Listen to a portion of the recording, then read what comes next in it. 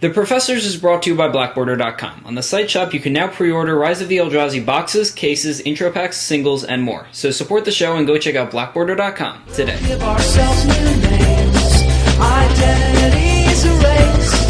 The sun will heat the ground under our bare feet in this brand new colony.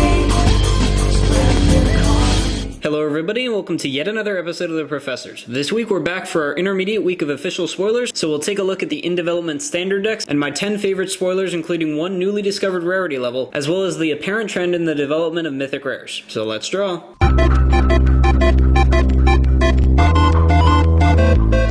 We start our spoilers this week with one of the lowest mana cost cards I'll mention. Transcendent Master marks, in my opinion, the 6th playable level up creature revealed to us, yet the 3rd playable mythic. And because there have been 14 mythics revealed but 13 revealed level up creatures in total, the fact that all the revealed mythics are playable is quite honestly frightening. I'd like to take a moment to observe the roles mythics were meant to play. Remember when we saw mythics from Shards of Alara spoiled, unofficially as it was in those days? We saw 10 uber big creatures. They would be seen in some future standard decks, but said decks weren't exactly the decks that bravely stood against the countering aggro of fairies or the infamous 5-color control. They were played in the Elvish Piper and Dramatic Entrance decks, and later the Polymorph decks. As a result, these cards would run you less than $5 a piece. However, the remaining 5 mythics, while 4 of them were Planeswalkers, averaged $20 a piece, and the most expensive of these Planeswalkers still goes for more than $150 a playset. By technical definition, Elspeth has never become a Termagoyf level tournament staple, and yet, this walker marked the beginning of a riptide of unnecessarily expensive cards. And nowadays the situation is only getting worse. Bankslayer and Jace 2.0 have both hit the Termagoyf cap, at least when Termagoyf was in standard, at $50. Now, while trying to crack packs in 249 card sets is twice as hard to result in opening Bankslayer and Jace than to Termagoyf, these cards are being praised about as much as the Green Monster. They can certainly be marked as tournament staples in the current standard format, and even in certain Zoo decks and Extended. You are either playing with one of these two cards, both of them, or without them. Fortunately, Jund is the alternative, so the surrounding field still has game. But how far can this go? Will we have $100 mythics soon? How high will Eye of Ugin go with multiple Eldrazi lists on the horizon? The answer is, someday there will be a problematic mythic that costs over $100. Whether it be because of the mechanic that is quote-unquote too fun to not include, as was the case with Cascade, or a blatant obsolescence, we will be pissed.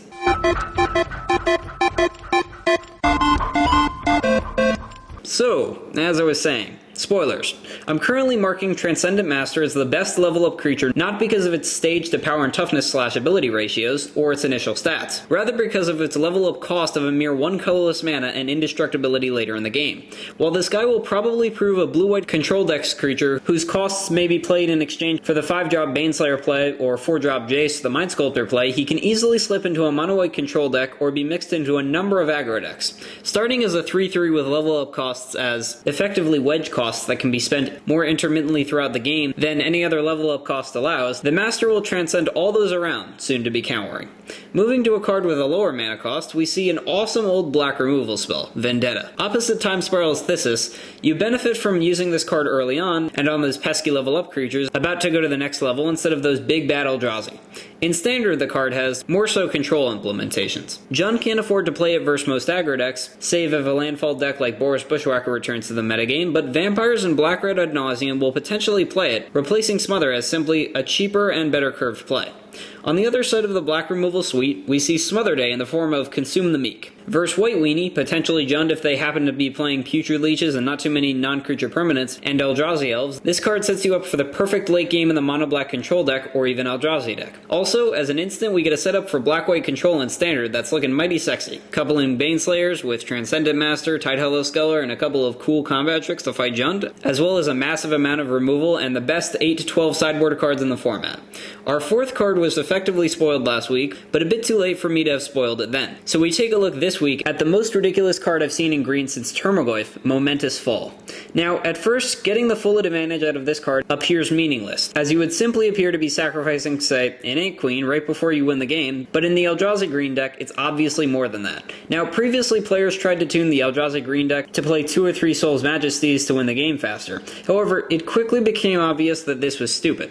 This is because you don't need 5 cards later in the game when you have a 5/5 beating in, you need 5 cards later in the game when your 5/5 is about to die, as is the case against Jund.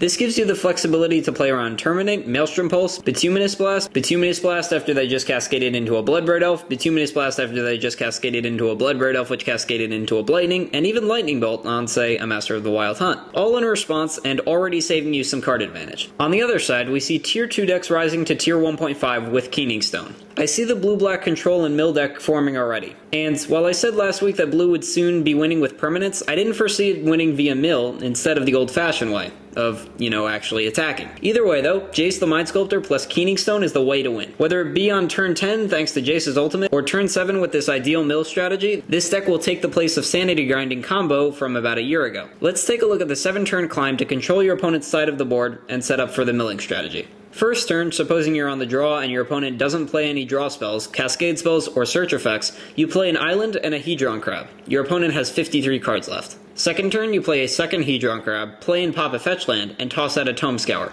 Your opponent has 35 cards left. Third turn, you play, say, a Creeping Tar Pit, and are free to counter one of your opponent's spells or kill a creature with Doomblade. At the end of the third round, your opponent has 31 cards remaining in their library, and at least 20 in their graveyard. Turn 4, you play your 4th land and a Jace the Mind Sculptor to hold down the fort. Your opponent has 27 cards remaining. Turn 5, you divert damage to Jace, or use his Fate Seal ability to sculpt the playing of a Mind Funeral, taking away roughly 10 cards from your opponent, just before you play a land. Your opponent has 6 cards remaining. 6th turn, you get to play your Keening Stone, and find out that you don't really need a Keening Stone. Well, in a less ideal situation, you need the Keening Stone to finish the job, so as a 3 of, I like the idea. Here's a food for thought list. Not necessarily budget, but hella fun.